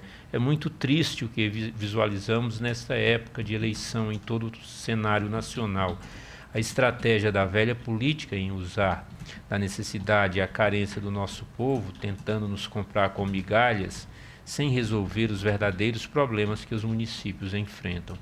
Pagam combustíveis, dão bebidas, fazem festas, podem até suprir um desejo momentâneo, construindo a ilusão nas pessoas de que todos os políticos são corruptos e, por isso, porque não tentar tirar algo disso. Esse é o desafio que enfrentamos para fazer o que é certo. Carregamos esse rótulo construído pela velha política. Esse é o maior desafio dentro da nossa campanha, justamente mostrar que entramos na política para quebrar essa regra e fazer diferente do que eles sempre fizeram. A velha política não quer te entregar uma boa gestão para que eles sempre tenham o que te prometer de 4 em 4 anos. E quando, com muito custo, te entregam algo, fazem parecer-se como heróis, quando, na verdade, isso é o mínimo e o dever como gestor. A mudança só depende de vocês acreditarem que existe uma única opção viável, verdadeira, transparente e honesta, capaz de quebrar este ciclo aqui em Goianésia. Por isso, na quinta-feira, vocês verão a verdadeira face de uma política séria. Pense novo, vote número tal e um forte abraço. É o conteúdo da mensagem. A sentença recorrida, exarada pelo juiz eleitoral Érico Mercier Ramos, restou assim fundamentada. Reproduzo o texto. Estou de acordo com a conclusão a que chegou o juiz sentenciante. Não vejo no conteúdo postado inverdade, descontextualização ou sugestão de prática de atos de improbidade ou crime a alguém especificamente, como alega a recorrente. Há apenas típica propaganda eleitoral em que o candidato recorrido tece críticas ao modo de proceder das pessoas que há muito ocupam cargos públicos, relembra fatos noticiados que dizem respeito a problemas enfrentados pela municipalidade, crítica à política como um todo e se apresenta como modelo de mudança, de alternância, algo tolerável e compreensivo no jogo democrático. Certo que a recorrente pretende preservar a imagem de seu candidato. Entretanto, ele é pessoa pública ligado à carreira política, candidato à reeleição, circunstância importante a nortear a análise do presente caso, pois é fato que pessoas públicas, incluindo políticos e pessoas ligadas à carreira política, estão mais expostas a opiniões negativas e a censuras alheias. Em resumo, o cenário normativo atual impede a censura, o que em tese amplia a difusão de ideias e o debate democrático. Faço considerações nessa linha. Destaco que o próprio TSE afirmou o entendimento no sentido de que o caráter dialético imanente às disputas político-eleitorais exige maior deferência à liberdade de expressão e de pensamento, razão pela qual se recomenda a intervenção mínima do judiciário nas manifestações e críticas próprias do embate eleitoral, sob pena de se tolher substancialmente o conteúdo da liberdade de expressão. É um julgado da lavra do ministro Luiz Fux, atuando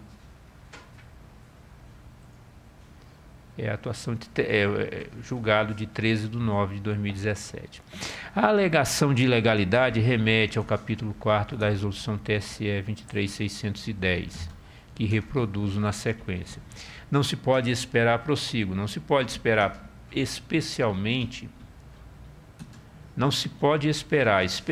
as pessoas que trabalham com a coisa pública, que seus atos sejam sempre vistos como corretos, indenes de questionamento ou críticas ácidas, que beiram acusações. Não pode a justiça adotar uma postura maternal ante todas as queixas.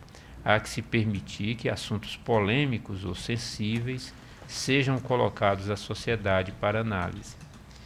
Não configurada a hipótese de propaganda eleitoral negativa e irregular, na forma como disciplinada a matéria em lei e resoluções do TSE para as eleições de 2024, a manutenção da sentença é medida que se impõe. Ante o exposto, presidente, nego provimento ao recurso. É o voto. Divergente, colegiado. Recurso conhecido e desprovido. 20. Agravo interno requerimento de regularização de omissão de prestação de contas anual. Goiânia, relatoria do desembargador Rodrigo Brostolinha, agravante Partido Renovador Trabalhista Brasileiro, advogado Aurelino Ivo Dias. O senhor tem a palavra. Obrigado, presidente. Conheço do presente agravo interno, porque é próprio, tempestivo e adequado. Em decisão monocrática, entendi por bem acolhendo manifestação ministerial e do setor técnico de contas do tribunal, indeferir o pedido de regularização de omissão de prestação de contas do PRTB referente ao exercício financeiro de 2018. Na decisão monocrática que proferi, eu vou trazer só alguns pontos aqui que identifiquei. Né?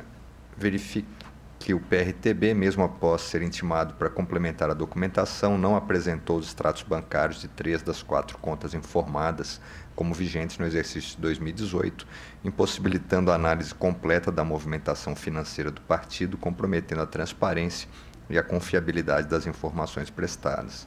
No outro ponto, conforme apontado pela CECEP e corroborado pela Procuradoria Regional Eleitoral, foi constatado o ingresso de receita no valor de R$ 131,40, sem a devida identificação do depositante. E mais adiante, mencionei. No entanto, para que seja possível a regularização, é imprescindível que o partido apresente a documentação completa e regular, permitindo a análise integral das contas. No caso em tela, as omissões e irregularidades apontadas pela CECEP e pela Procuradoria Regional Eleitoral impedem que se proceda a uma análise satisfatória das contas do exercício de 2018. E aqui passo novamente ao voto. Né? Quanto aos documentos que foram posteriormente apresentados neste agravo, foi novamente apresentada para parecer da CECEP e ela concluiu, em suma, que não houve apresentação, houve ausência de juntada ao feito dos extratos bancários acima evidenciados para exame. Ou seja, não apresentou nenhum documento capaz de alterar a realidade fática.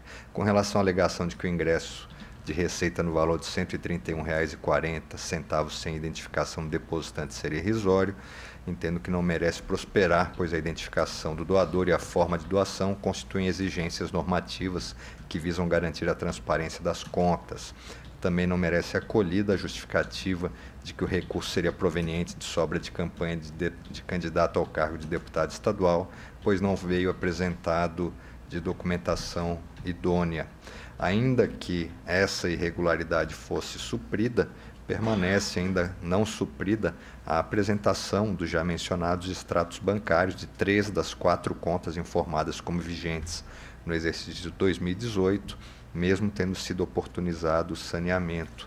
Saliento que houve julgamento desta Corte das contas do exercício de 2018, foram julgadas não prestadas por ausência de documentos. Trago aqui a ementa dessa decisão, que foi relatada pelo desembargador Átila, e no teor do julgado consta que, dentre as irregularidades, consta exatamente a ausência da conciliação bancária e dos extratos bancários nos moldes exigidos pela norma de regência.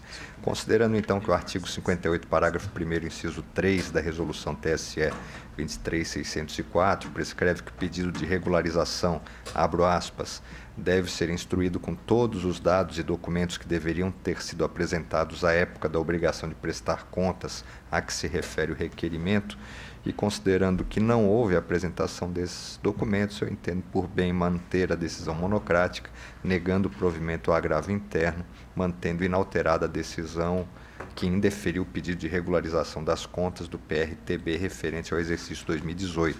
É o meu voto. Divergentes colegiados. Parecer acolhido, desprovido agravo interno. 21, processo administrativo, renovação de requisição, relatoria do desembargador Carlos Nobre, requerente juiz da primeira zona eleitoral, interessada Mônica Maria de Aquino Ribeiro. O senhor tem a palavra. Obrigado, presidente. A solicitação da renovação da requisição veio do juízo eleitoral da primeira zona eleitoral de Goiânia. A servidora é Mônica Maria de Aquino Ribeiro. Eu estou deferindo a renovação da requisição, presidente, porque verifico atendidos os requisitos da legislação de regência, em especial da resolução TSE 23.523 de 2017. Então, a conclusão é pelo deferimento da renovação da requisição. É o voto, presidente. Tem divergência? renovação deferida. Comunico que será inaugurado no próximo dia 25 de novembro, 15 horas, a exposição de arte Césio 137, 37 anos, no hall do anexo 1 da sede deste tribunal. Ficam todos convidados para a inauguração. Sem mais, sessão encerrada. Paganucci. Oi. Muito obrigado pela ausência. Eu que agradeço. Mas só quanto à sua presença. Os demais, não. Os demais... Tchau. Fiquem com Deus. Fiquem com Deus. Você pegou ele de surpresa. Eu ia falar isso. Esse enrolou, está preparado. Assustou. Ele se assustou. Ele vai pensar em 1000 respostas que eu poderia ter dado, mas já perdi. Não, mas ele não quis. Ele achou que eu fosse agradecer a presença dele. Não, mas a resposta dele é conhecida. Ele não pôde expor no YouTube.